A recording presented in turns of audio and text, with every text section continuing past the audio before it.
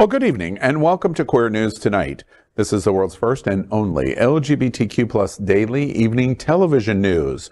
We're broadcasting live and then we're available on demand. And we're available on all smart televisions, including Roku, Apple Television, Android TV, Amazon Fire TV, YouTube, and Facebook. It's time to queer up the news.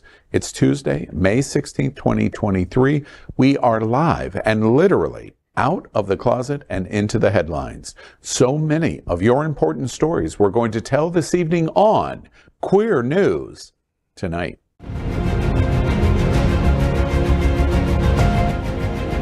This is the world's first live daily LGBTQ evening news show, literally out of the closet and into the headlines on Queer News Tonight with Al Ferguson. I'm your anchor at Queer News Tonight, Al Ferguson, and this evening we bring you the news of and a perspective representing the LGBTQ plus community from South Florida, America, and across our planet.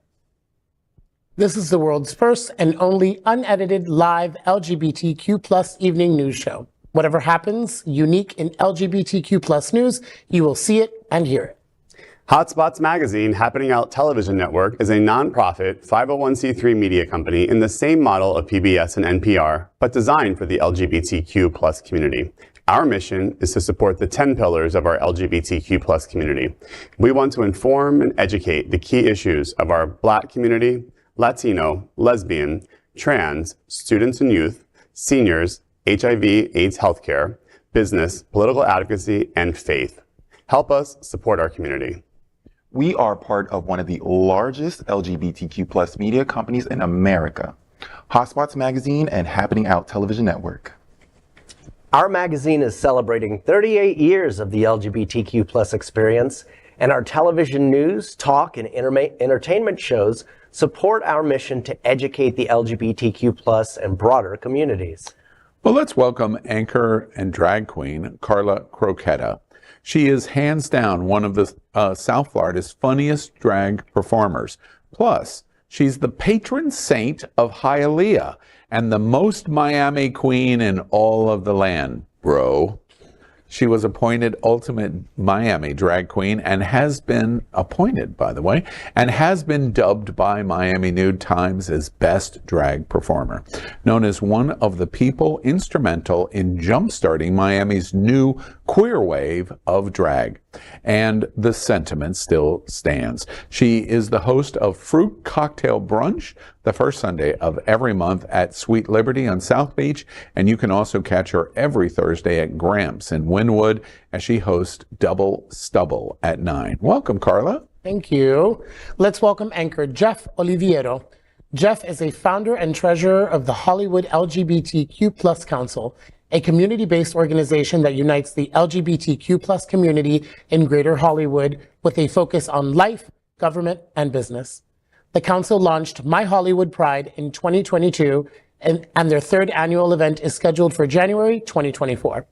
Jeff is returning as co-chair for the upcoming 2023 National LGBTQ Plus Task Force Gala being held October 14th, 2023 in Miami Beach. The National LGBTQ Plus Task Force is celebrating their 50th anniversary and their events including Winter Party Festival, having given back more than $3.3 million to the LGBTQ plus community organizations in South Florida. Welcome, Jeff. I'm happy to be here. I'm also happy that I don't have the biggest hair tonight. It's a rarity, by the way. It really is. It must be Tuesday. Let's welcome anchor Bonnie Builder. Bonnie is the premier South Florida bodybuilding drag queen. She is an event hostess, performer, and recent graduate of FIU. This big mouth, buff Barbie comes to life with a microphone and a spotlight. Welcome, Bonnie. Thank you so much for having me, everyone. I'm honored to be here. Now, let's welcome anchor Scott Galvin. He is the executive director of Safe Schools South Florida, providing a safe space for LGBTQ plus youth, a member of the North Miami City Council, the longest serving LGBTQ plus legislator in the state of Florida. He sits on the board of directors for AIDS Healthcare Foundation and volunteers with the Florida LGBTQ Democratic Caucus. Good evening, Scott. Good evening, Bonnie, and everybody stick around to the end of the show. I'm going to challenge you to an arm wrestle. I cannot wait to lose. That's right. We're the reporters. No. We are the reporters for Queer News. Oh, don't worry, we can arm wrestle too. We are the reporters for Queer News tonight, and this evening we begin with the queer headlines. The LGBTQ plus community in South Florida and across America is diverse. Our community across the world is vast, and here are the bullet points for the queer news of today, Tuesday, May 16th. Well, first, we queer up breaking news. Florida's Governor Ron DeSantis to announce presidential campaign using June's Anti-LGBTQ plus Pride Month as his launch message. The moving vans are in Tallahassee, and it can only mean one thing. Queer News Tonight has predicted Florida Governor Ron DeSantis' potential run for President of the United States for more than a year. But we can confirm tonight it's not moving vans that signal the announcement. The Florida GOP politicians and political insiders say it's actually June LGBTQ plus Pride Month that is the signal that DeSantis is getting ready for a major announcement. For weeks, we have been talking to GOP insiders, including state elected officials and GOP advisors, to try to understand the motivation behind the recent months of the Florida legislative session, President Trump's legal challenges, and what the governor will do next. In breaking news, Queer News Tonight can now report that Governor DeSantis will announce his presidential ambitions with intentional timing as a statement against June LGBTQ plus Pride Month. A legislative director for a Tampa Bay GOP senator spoke to me on the condition of confidentiality and said, quote, "All of the pieces are now in place. The presidential campaign announcement will coincide with June Gay Pride. The campaign will contrast the governor's success on issues for parental choice, transgender identity, drag queens, and other LGBT topics, and the visibility of the month-long celebration. The national stage of his success at the last session, combined with the attention the nation will have on Pride Month, is perfect to launch his campaign. The timing has already been determined," end quote. A GOP Florida representative confirmed the same, that the governor's choice to launch his presidential campaign for a June 1 goal line by telling me, quote, "The governor will announce his presidential campaign timed at the beginning of LGBTQ Pride Month. The campaign has discussed privately with us that it will be a key component of the campaign," end quote. Sources also confirmed that the DeSantis campaign used the supermajority legislative session that just ended on May 5th to cement his announcement, largely centered around culture and LGBTQ plus issues, to launch the campaign. These issues include bills he has signed or will sign leading up to June's LGBTQ plus Pride, including bans on drag queens, Don't Say Gay expansion, bans on diversity and inclusion in Florida, including state universities, multiple trans issues, including bathrooms, healthcare, and business and medical exclusions, the so-called woke and race issues, including book bans, and even abortion, women's healthcare choices. The governor was able to easily achieve everything he wanted, including yet unannounced endorsements is another issue. During the legislative session, there were many alleged attempts to pressure members of the Florida House and Florida Senate to secretly endorse the governor leading up to the June LGBTQ plus Pride Month campaign announcement. My source for the GOP senator said, quote, "During the session, he was asked to endorse Governor DeSantis. In discussion about timing and President Trump, there was conversation on waiting. It was very clear that you were either with the governor or you were not. Ultimately, he has pledged an endorsement for the governor," end quote. The Florida legislator added, quote, "When I said I wanted to wait, They made it very clear what they had done to support what I wanted to accomplish and how the governor had done that. At the end of the day, I had to choose, and Trump was not in that picture." End quote. Critics argue that DeSantis' legislative session was designed to create a culture war agenda, get it passed, and then use it to announce his campaign for president of the United States. The remaining question is, why has he planned it this way? The most obvious answer is that it was designed for a more conservative GOP and evangelical base. But this is unusual because both of the leading GOP candidates are from the same state, Florida. Critics explain and argue a likely conclusion is support for DeSantis versus Trump using June LGBTQ+ Pride Month campaign launch. Anti-LGBTQ+ laws passed in this Florida session have a 70 to 80% approval rating from most conservatives of the GOP base. So while the governor was pursuing that, he was also silent on the legal and courtroom crisis that Trump faced. It becomes a perfect storm to launch a presidential campaign. Culture war issues against LGBTQ+ that are passed, Trump legal challenges, and then high visibility of June Pride Month. Add quiet backroom endorsements from most representatives of the Florida Senate and House, and it supports what GOP sources have told me what Governor Ron DeSantis is getting ready to do. The timing of this announcement is designed to fight his #1 rival in his own state, former President Donald J. Trump.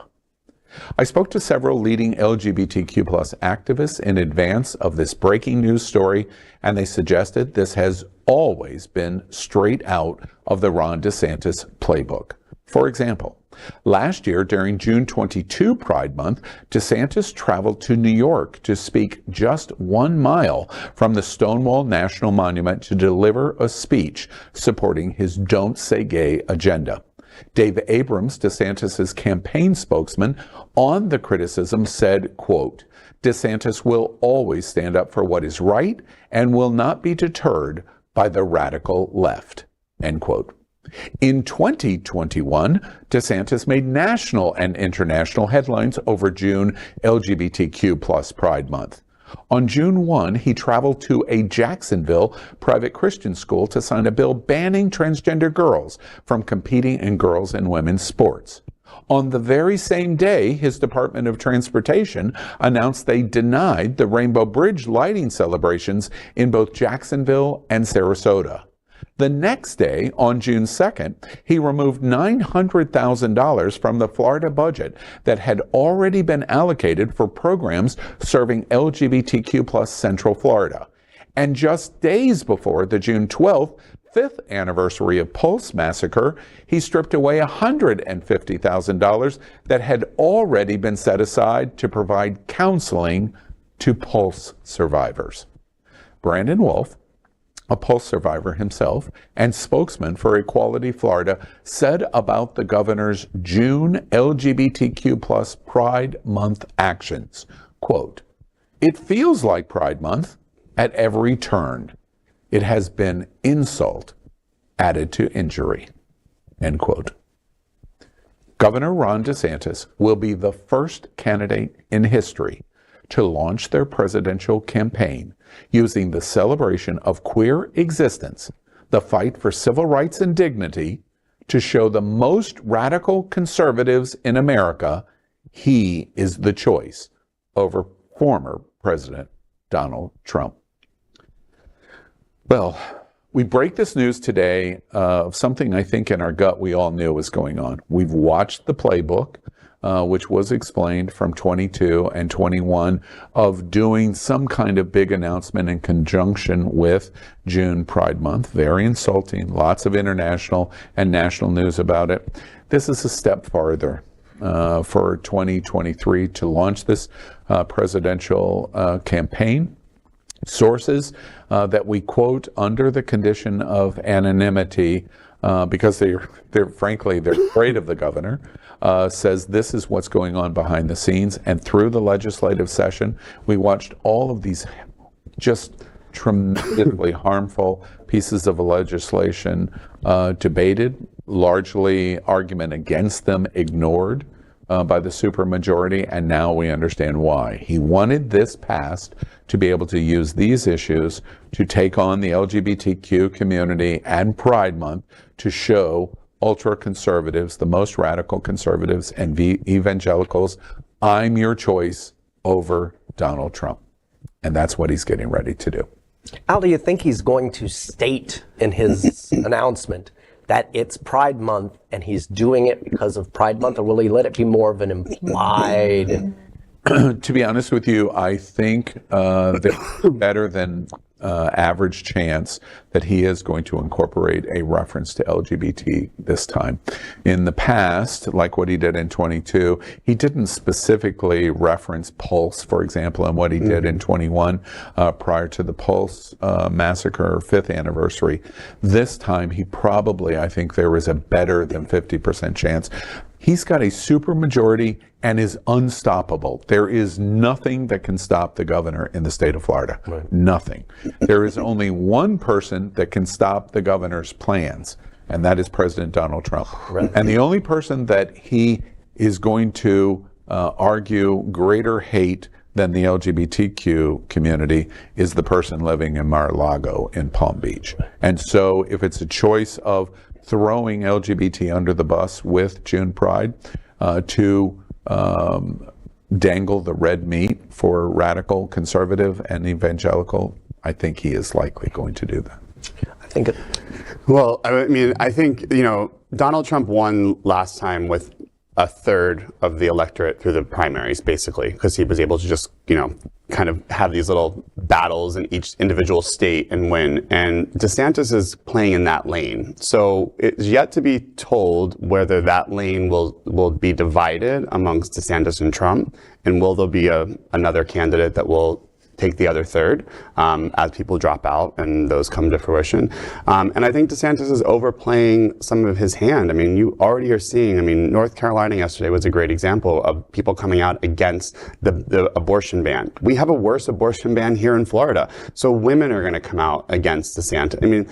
It's a different environment than it was 4 years ago because women have lost reproductive justice. The gay and lesbian and transgender community has been attacked for all of these years. So it is going to rile up a different base, and it's going to bring out people who might say, you know what, I don't really like Biden's all of his policies, but I'm definitely not voting for this extremist, who's coming in to take away everyone's rights, from LGBTQ to women to, teachers to educators. I think he's overplaying his hand, and I hope that he continues to do this, because it's very extreme and it's not going to play well across the country.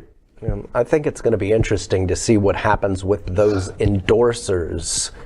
In politics, it's common when you see an endorsement from somebody you thought might be on your side, that you call them.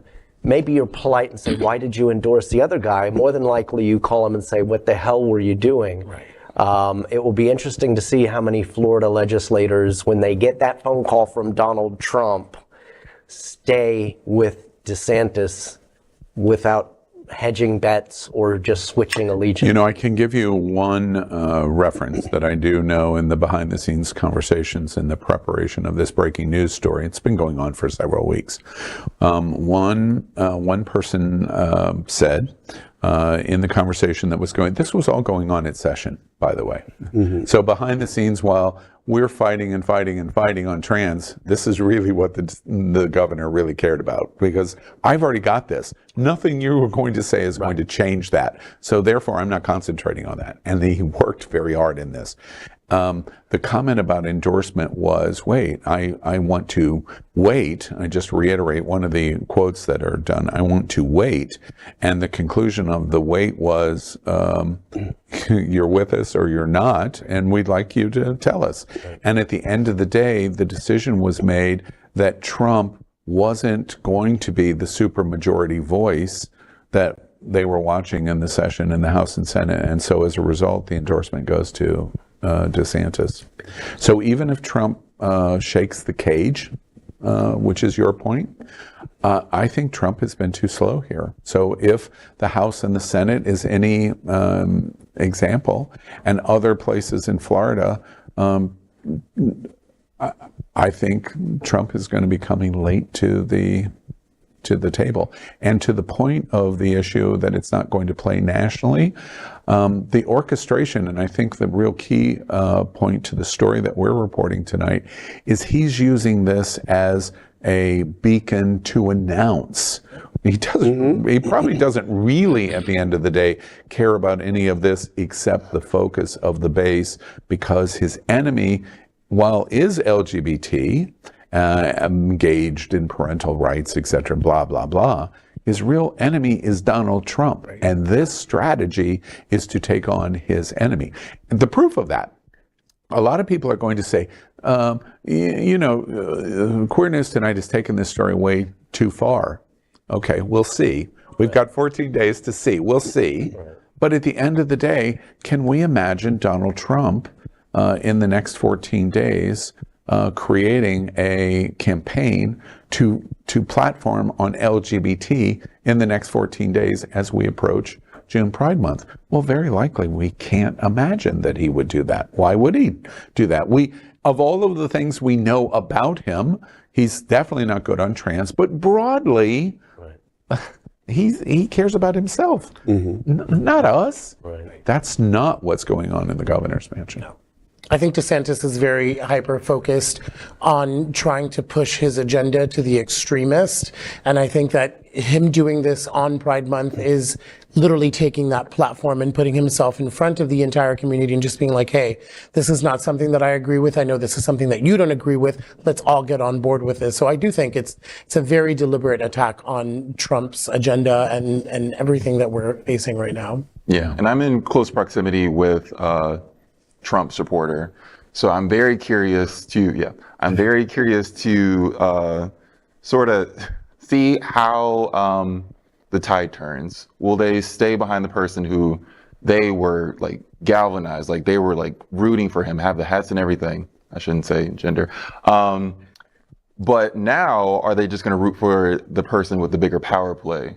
Is what I'm curious to see. Like, what is the what was the original motivation? What do you think they will do? From what I've been hearing, they are definitely in support of DeSantis, especially the ongoing battle with DeSantis and Walt Disney. They see Disney as just like a giant conglomerate that thinks they are outside of any sort of legislation. And that's not necessarily how I see it, but they are just rooting for DeSantis to take the enemy down.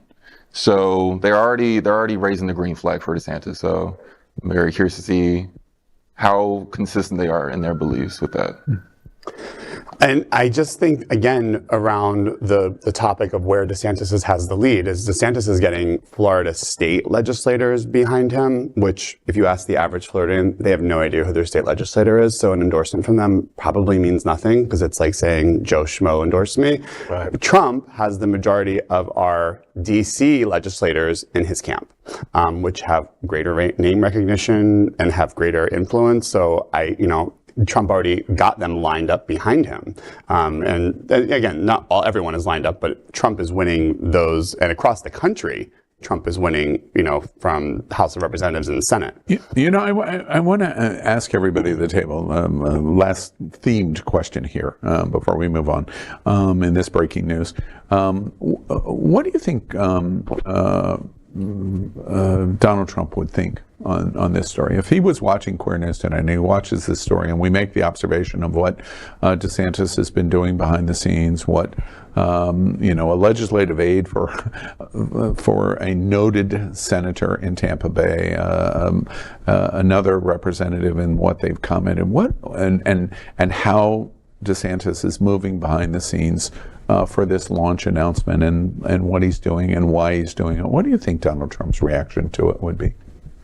Well, that's why I think that those legislators are all about to get an angry phone call. That's he'll be peeved, and that's how he reacts. I've seen this before. That's how that kind of a politician reacts, with anger, with vitriol, with threats. with intimidation, and I think that'll be his first go-to, is calling some of these, may not be calling, I don't know, whoever my representative, Chris Benjamin or something like that, but he's going to be calling some of the bigger players on the state level and saying, what the hell? I mean, your state is screwed. When I'm the president again, you'll get no money. Right. And there's no bottom of what Trump will do. So, Trump took down how many candidates last time? Yeah. All of which have resumes way better than DeSantis and a political brand. And he took them all down with lies, attacks, whatever it takes. So DeSantis, again, is really untested when Donald Trump puts the full force of his vitriol behind him. So, good luck. Yeah. Well, we will watch. I'll get some popcorn. Yeah, we will watch closely leading into June, Pride Month. Breaking news tonight. Well, next, let's queer up health, and we're going to stay on Governor DeSantis. Florida's Governor DeSantis has now signed the bill that allows discrimination in healthcare. Governor Ron DeSantis held a press conference this week in Destin. During the conference, the governor signed multiple pieces of legislation into law. One of the bills signed by the governor was Senate Bill 1580, which is what DeSantis is calling the Physicians' Freedom of Speech Law.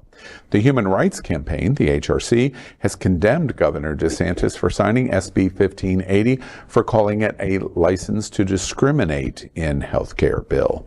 This bill will allow healthcare providers and insurers to deny a patient's care based on religious, moral, and ethical beliefs. It creates a license to discriminate by allowing healthcare employers to discriminate in hiring, and it bars medical boards from disciplining doctors for spreading misinformation. In addition, SB 1580 was a whistleblower protection for healthcare providers and healthcare payers that take certain actions or disclose certain information relating to the reporting of certain violations. The governor also said SB 1580 prohibits boards or the Department of Health, if there is no board, from taking disciplinary action against or denying a license to an individual based solely on specified conduct, etc. Opponents of the law say this allows the denial of health care to transgender community, acting at the behest of the administration of Florida Governor Ron DeSantis. The Florida Board of Medicine and the Board of Osteopathic Medicine also adopted this politically motivated bill. Arguably one of the most shocking anti-science moments that I can remember in my lifetime, because agree or disagree what you think about trans or don't think about trans or any other related issue, they all fall into place, but they fall into place after the significance of this bill. Because what this bill does is basically say, scientifically, we're going to reject the science, we're going to embrace the discrimination decision-making, and we're not going to give any state protection to those that reject science or are medically ignorant. That's what this bill does. Now, people will get involved in the nuances of the arguments of the bill, but broadly, this allows you to discriminate, to reject science, to have boards prevented from to discipline their members of their professional society and create whistleblowers. I hate the comparisons to 1939, but it was one of the tactics that the Nazi Party did. Be on the corner and report all of your neighbors in that building. Right. And that's how we'll get the Jews. We'll find out they're in that building, and that's how we'll get them out of the building. This is one of the most shocking anti-scientific, science-embracing things that I have seen in my lifetime, frankly. Yeah. And I come back to the fact that they are always denying facts, denying science, denying every bit of information that's out there. I mean, imagine, somebody who's now afraid to go get medical care because a doctor may deny them, or they go for necessary emergency medical care and a doctor does deny them. It's a really scary place when you're talking, and politics is one thing. Somebody's health, their life is different. access to healthcare is already so slippery in this country. So putting this kind of bill or law on the forefront of accessibility to medicine and being able to be treated for any illness is just, it blows my mind, truthfully, because this, like you said, it's the elimination of science. Like, we're just going based on now what I feel. And the one person that I think to turn to in a moment of truth is a scientist, is a doctor. Right. So to have a doctor tell you that, no, I'm going to deny you, medical care because of what XYZ reason, being queer, it's baffling. It's already difficult to navigate the system. So adding these laws would just make it even less accessible for people. And Now, I wasn't born in the 80s because I'm far too young, but for those who were, does this feel similar? Shady Reed. I think so. I think that was a shady Have a Reed. drag queen on the show, be ready. All the rest of us old. The AIDS crisis in the 80s, is there any feelings that relate to that? Because we're being denied because of who we are. This law, to your question, would have been unthinkable in the 80s and 90s. It's impossible. This law was impossible in the 80s and 90s.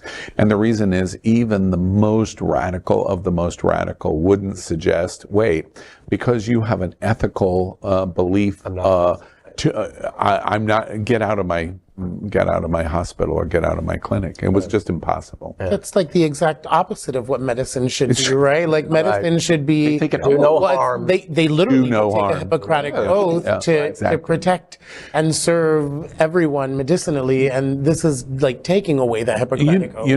One additional point. I understand that there's a lot of people that would applaud this, and they support the president or the governor's actions. Ooh, I'm getting too far ahead of myself. But at the end of the day, could you imagine? I continue to use insidious in terms of the decision making that we're watching. Very successful, successfully, but insidious. Can you imagine the insidious nature if this thinking process became president of the United States? Right. In all seriousness, if you're willing to reject science to this level based on the whim of, I have an ethical feeling that today the wind is blowing to the west versus the right, so therefore I'm going to deny your medical care. And that is protected with whistleblowers and boards from preventing any kind of admonition of the doctor, et cetera, and so on. And that becomes the president of the United States thinking.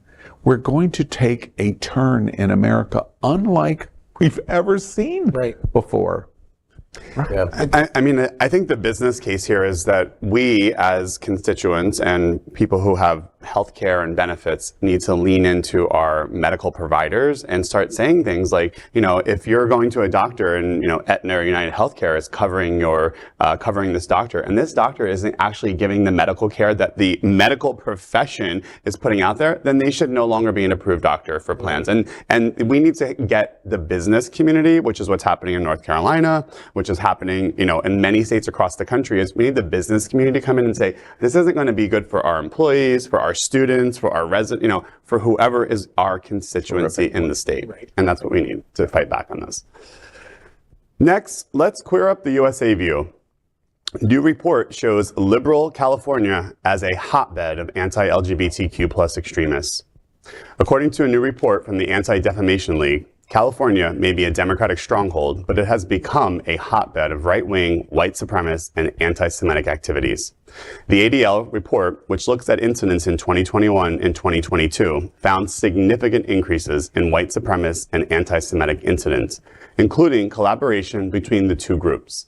Among the extremist organizations continuing to operate openly in the Golden State are the Proud Boys and the Rise Above movement, a white supremacist group based in Southern California. The report also states that California is home to the country's highest number of extremist-related murders and plots. Anti-Semitic incidents in the states have risen from 367 to 518 in 2021 and 2022. These included assaults, threats, and vandalism of synagogues and other Jewish institutions. The report cites numerous incidents of extremist activity in the Sacramento area, such as a March rally arranged against gender-affirming medical care, the NorCal Active Club, a white supremacist fitness and mixed martial arts organization, clashed with counter-protesters in Sacramento, the White Lives Matter Network protests in June 22, and more. I mean, it's no surprise. I mean, California is the largest state, so there's, it may be a Democratic stronghold, but there's also a lot of people there that are certainly not in favor of that. And I think we tend to think like, oh, this is only happening in Alabama and Georgia and the red states that are voting. This is a rise across the country. I mean, a lot of the protests that we've reported on here were at libraries and schools in, Baltimore, Maryland, and in Sacramento, the protests. Because again, in these liberal bastions, where's the best target to go at people? Is in the places where they're allowing things to occur that they don't want. So if you want to make the biggest statement, go to the most liberal places because you're going to have a lot of fodder. And a lot of people in California live in a liberal bubble. They do not grasp what is happening in Florida. They do not grasp the seriousness of what's happening. So when they just sort of talk to themselves and, listen to their own voices coming back at them, they don't realize that those types of demons live among them as well. So they don't feel threatened or. When you say, just quickly, when you say demons, can you imagine if any one of the three of us said, yeah, white lives matter? No. Like, oh my gosh, it's just, it's a bubble. One thing that I do want to say about California is when you have 36 million Americans living in your state, you get a little bit of everything. It's not reasonable to assume in a population base that large that there's not a little bit of everything. So first, they get a pass. California is overwhelmingly liberal or progressive. Let's not say liberal. Let's say progressive. So California will be okay. Let's just say California will be okay. The one thing I do feel about the story is I feel a little dirty. Because when I saw the reporting about this growing hate that is going on there, I just feel a little dirty in that I slightly felt satisfied and happy with it. Because I thought, well, California, finally, you get a little bit of what we experienced in Florida. Congratulations. And then I kind of shamefully felt dirty. Truth though. And the thing I want to point out, though, is that California shouldn't sleep on this, because in Miami-Dade County, we slept on it. And the Proud Boys were festering in Miami-Dade County and building a base, and they turned the county red. Moms for Liberty. Let's not the forget Proud Boys that I like to say our local bros here, our local terrorists that live here in South Florida are the ones that were on January 6th at the Capitol. Exactly. So. Next, let's queer up South Florida and Florida.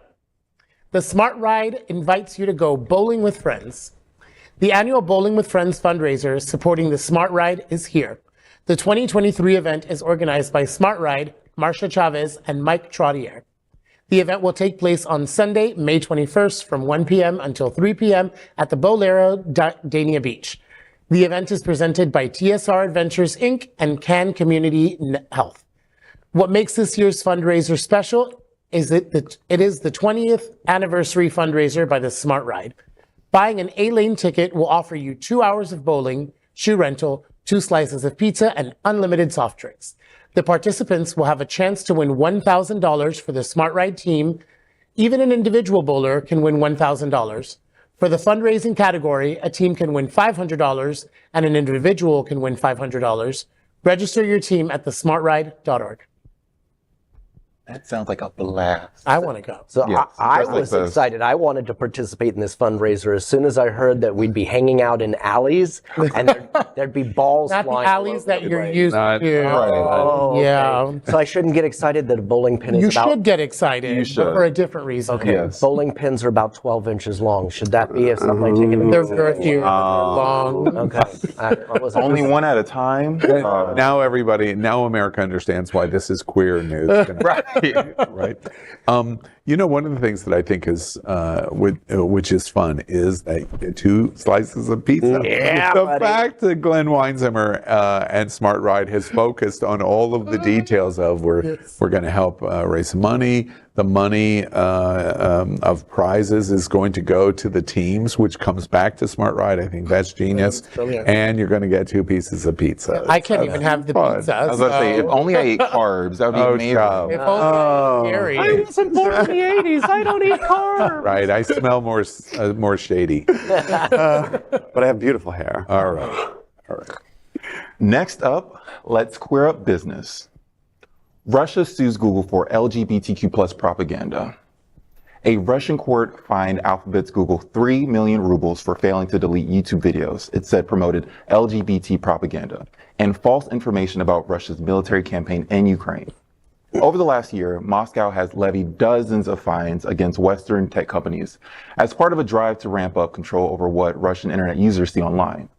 Russian prosecutors said Google had refused to remove several videos posted on YouTube, including one from a blogger deemed a foreign agent by Moscow about how same-sex couples raise children and about the LGBTQ plus community in St. Petersburg. The Russian subsidiary of Alphabet's Google filed for bankruptcy last year after authorities seized its bank accounts, following a December 2021 fine of 7.2 billion rubles, which is $92.6 million, over what Russian authorities said was the company's repeated failure to delete content. Apart from passing strict censorship laws, shortly after it dispatched troops to Ukraine, Russia has also strengthened its laws against what it calls the promotion of LGBT propaganda. Under the new law, any action or the spreading of any information that is considered an attempt to promote homosexuality in public, online, or in films, books, or advertising could incur a heavy fine. Well, what do we think about what's going on in Russia? Maybe DeSantis will download some of the verbiage of that and put it into another bill. You know, It sounds very familiar. These fines alone could probably solve the houselessness issue across the world. But They better. that's where my mind goes. Yeah. But also, I kind of think about how they're using this as swaying, the gay propaganda. But you know how many straight movies I watched growing up, and I'm not straight today? There's no straight agenda. There's no gay agenda. See, as we've People discussed, living. that is a scientific fact, so therefore we will reject so it. let's reject it. You're right. I Exactly. apologize. No science. Science is irrelevant. And it's funny because Russia is obviously that most of their technology is focused on hacking. So as opposed to the rest of the world that's trying to use technology for something that's somewhat progressive, and it's very hard to limit the progress that's happening in technology, even to limit what they have access to online. I mean, you looked at, I think, Iran. There was a story in 60 Minutes how they were all using their own satellites in their house to get access to the internet out of their country. I mean, there's going to be access to this, and Putin is desperate to try to squash everything. I'm reading a very good book that talks about authoritarianism and how you get there. And one of the big messages in the book is that authoritarians begin to try to limit your access to information and your ability to discuss and see alternatives.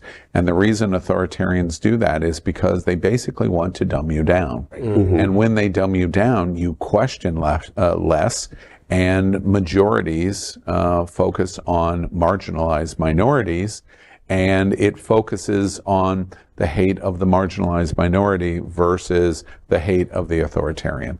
And just broadly, whether you agree with that conclusion or not, just the simple fact that we would consider that and discuss it helps fight organizations and places like Putin and Russia, because their stories about Ukraine are clearly a lie. You can't call it a war. We don't have queer people in our country of 170 million people, and it's propaganda if you mention gay or show a rainbow flag. Now, all of those are clearly ridiculous standards, except in Russia. So the author's theme seems to be plausible. And the one way that we can get to the plausibility of that is to have conversation, which is exactly what you can't have in Russia, which is how you get to an authoritarian. Yeah. Be interesting to see if I was there, daily or something, reading the newspaper, such as it is, how much of an emphasis they're putting on stuff like this right now. I mean, they're getting their asses handed to them in Ukraine. I'm reading all sorts of dumbfounding stories about their inability to carry out offenses. I'm wondering, emptying prisons for soldiers, right? And videos of soldiers running from the front lines. I mean, it's just inexplicable to me. What's the future of Russia if somebody bigger than Ukraine decides to take them on right now? Yeah. But they're worried about LGBT issues. Yeah. Hey, Yeah. By the way, in terms of a cross-reference, because it gives me the opportunity, we're worried about a teacher having a picture on her desk of her queer partner, as opposed to focusing on catastrophic insurance rates in Florida. Right. How is it different than what you just said is going on in Russia? Right. I don't see much difference. Well, next, let's queer up education. President Biden extends Title IX to protect trans student athletes in all states, and Republicans melt down. The U.S. Education Department has announced a change to Title IX, which prohibits sex-based discrimination in federally funded education programs. The proposal would make it illegal for schools to broadly ban transgender students from team sports that align with their gender identity rather than their assigned sex at birth. The department says the move comes after 2 years of outreach to stakeholders across the country, and the changes still give schools some flexibility to ban transgender athletes depending on age and sport. According to the ACLU, in the past 3 years, at least 19 states have passed laws broadly banning transgender students from sports teams that don't align with their sex as assigned at birth. The Biden administration's proposed changes would render such policies illegal if enacted. The proposed Title IX changes will be published in the Federal Register, after which it will be open for 30 days of public comment. Those are just the first steps in a long process to alter the law. And assuming the proposal survives that process, schools and students will not see the rule changed or enacted for months, if not years. The U.S. Secretary of Education, Miguel Cardona, said, quote, "Every student should be able to have the full experience of attending school in America, including participating in athletics, free from discrimination," end quote.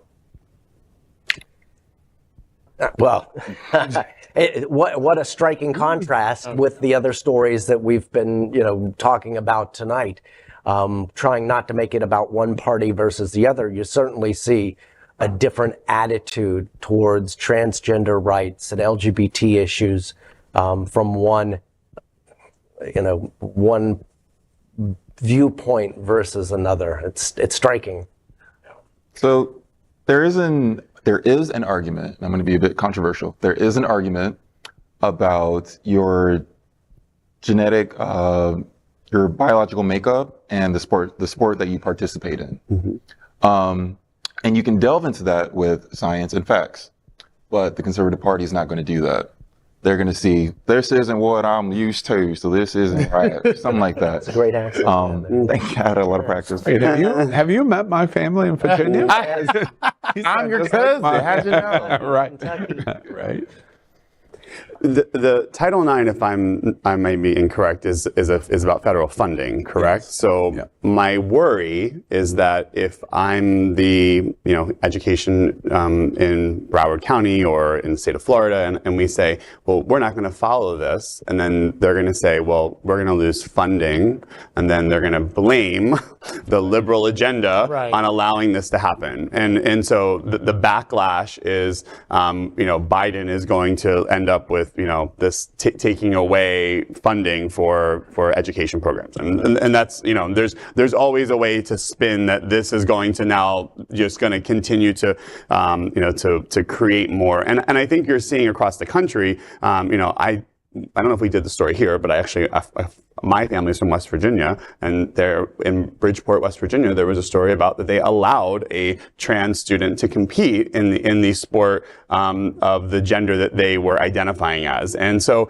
when these stories come out, they're so limited as far as how many people who are trans are competing in sports to begin with, is that the stories themselves are kind of winning the arguments. I have read, to that point, I have read estimates that the number of high school students, trans students, that are competing in female women's sport is under 30 in all of America.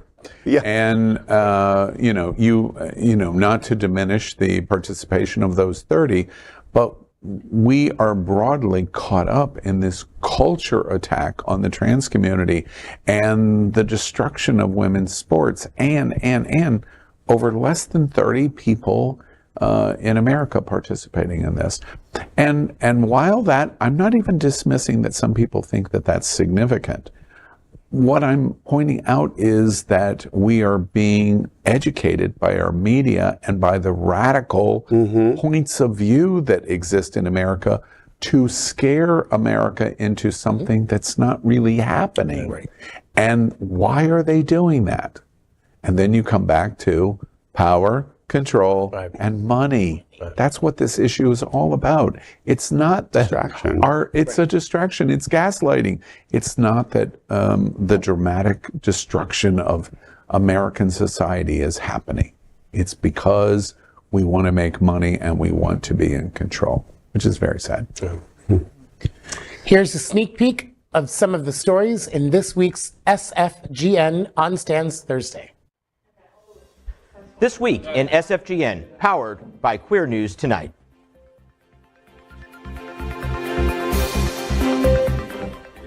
I'm SFGN senior reporter John Hayden. In this week's issue, a city divided. Fallout from Wilton Manor's decision to reluctantly accept laws banning public drag entertainment may return Stonewall to its protest roots.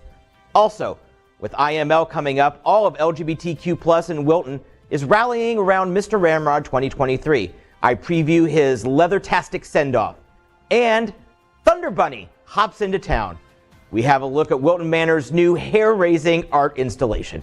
I'm John Hayden. These stories and more in SFGN On Stands Now and always updated online. Next, we are proud of our special partnership with Sunshine Cathedral, the world's largest queer church here in Fort Lauderdale. Supporting that partnership, we are broadcasting from our permanent set here at the Sunshine Cathedral at the Happening Out television studios. We broadcast Sunshine Cathedral's Sunday International Service at 10:30 a.m.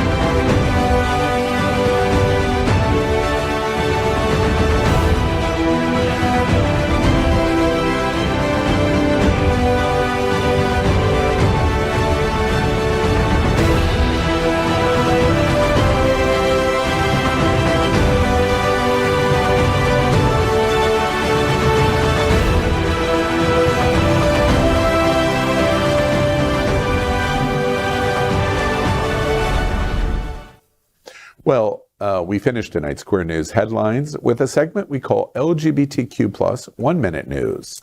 In LGBTQ+ 1 Minute News, let's queer up gay culture. Gay former Bachelor Colton Underwood marries Jordan C. Brown in super gay 3-day event.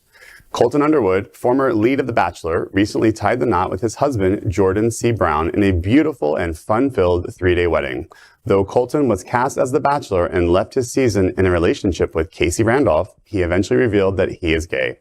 Colton has been praised for now living an authentic life. The couple met in April 2021, and Colton and Jordan got engaged in February 2022. The wedding took place on Saturday the 13th in Napa Valley. The couple said that it was essential for them to incorporate queer culture, as for most of their family, friends, and acquaintances, it was their first queer wedding they had ever attended. LGBTQ plus 1 minute news. Let's queer up LGBTQ plus civil rights. Singapore eyes laws against cancel culture to stifle LGBTQ plus speech. Cancel culture has become a topic of debate recently, and one country wants to put an end to the deeply contested online phenomena by introducing what legal experts and observers say would be the world's first law against cancel culture. This is raising alarm amongst rights activists who fear that such legal powers could be used to stifle free speech. Singapore's government has been looking at ways to deal with cancel culture amid a brewing war between gay rights supporters and religious right-wing groups, especially after the recent decriminalization of homosexuality in the largely conservative city-state. According to a few lawmakers in Singapore, considering how most cancel cases take place online, the new law would have to be specifically drafted with the internet in mind and likely would involve cooperation from social media giants. LGBTQ plus 1 minute news. Let's queer up entertainment. The Savannah Film Festival launches LGBTQ plus shorts competition with the help from Amazon Prime. The 2023 SCAD Savannah Film Festival and Amazon Studios have partnered to launch the Savannah Film Festival LGBTQ plus short film competition, which will premiere during the festival's October 21st to 28 run. As the official presenting sponsor of the film festival, the LGBTQ plus short film competition, Amazon Studios will donate $10,000 for the jury awarded Best Overall Film and $5,000 for an audience award, with winners that will be announced during the official festival awards brunch. This new partnership will create a platform for emerging queer filmmakers to share their stories and gain mentorship and exposure to worldwide networking and educational opportunities. A few terms are to be followed to submit your film to the festival, and more details are available at filmfreeway.com. LGBTQ plus 1 minute news. Let's queer up South Florida and Florida. South Florida Pride Wind Ensemble blows away huge audience.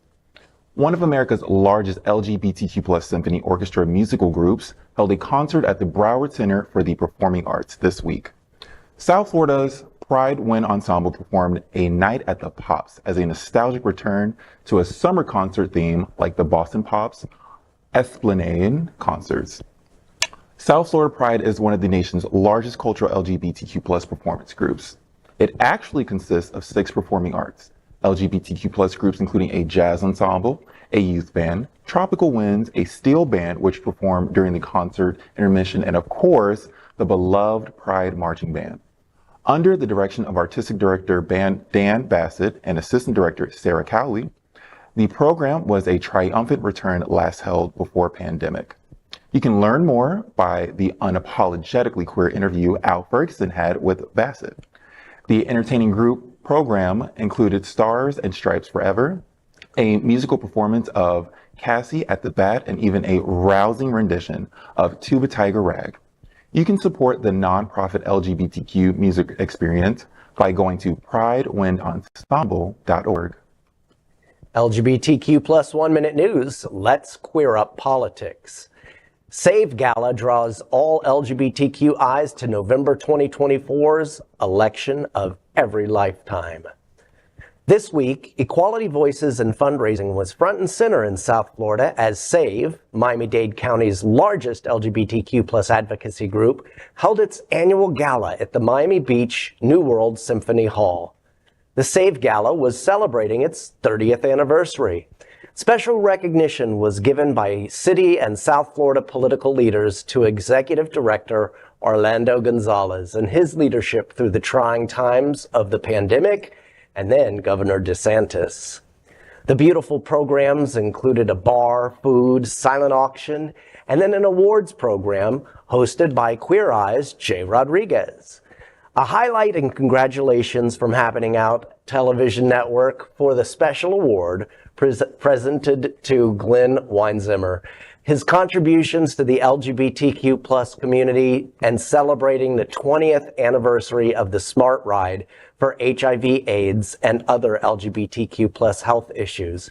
He's our friend and anchor here at Queer News Tonight and was very deserving of the recognition of his advocacy.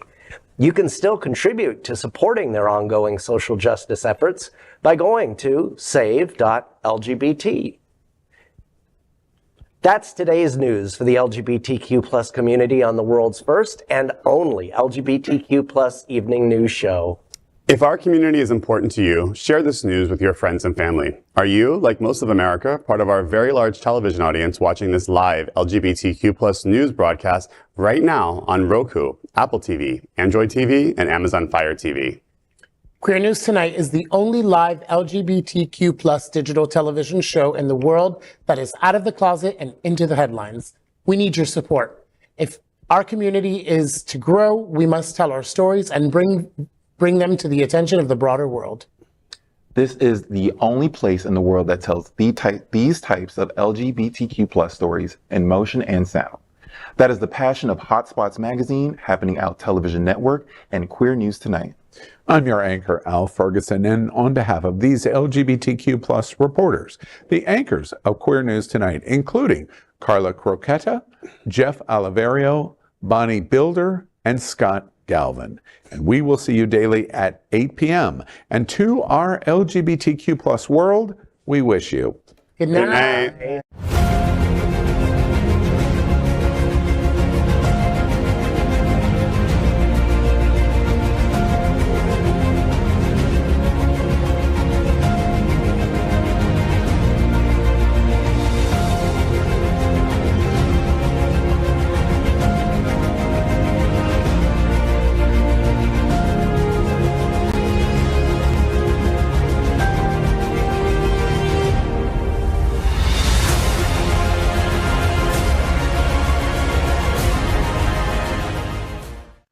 LGBTQ plus news is vital for our community and for the broader world as a whole.